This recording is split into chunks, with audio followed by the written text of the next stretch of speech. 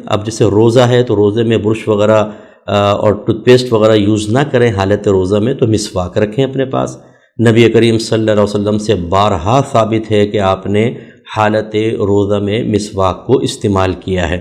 بس اس میں یہ احتیاط کریں، جیسے آپ مسواک کو دھوتے ہیں تو اچھی طرح پہلے اس کے برش کو دبا دیں کہ قطرہ نہ نکلے، خشک ہو جائے، اب اس کو دانتوں پہ اچھی طرح پھیر کے کلی کریں۔ اور اگر نئی مسواک آپ کو بنانی ہے، جب اس کو چباتے ہیں تو اس میں رس نکلتا ہے، ذائقے دار ہوتا ہے، لیکن چونکہ یہ ضرورت ہے ایک سنت کی ادائیگی کے سلسلے میں، تو اس کو ذائقے دار چیز کے چکھنے کے زمرے میں نہیں لیں گے۔ آپ چکھ سکتے ہیں، یعنی اچھی طرح چبائیں، لیکن کوئی چیز حلق سے نیچے نہ اترے۔ اگر اس کا ذائقہ وغیرہ حلق سے نیچے اترے گا تو روزہ ٹوٹ جائے گا۔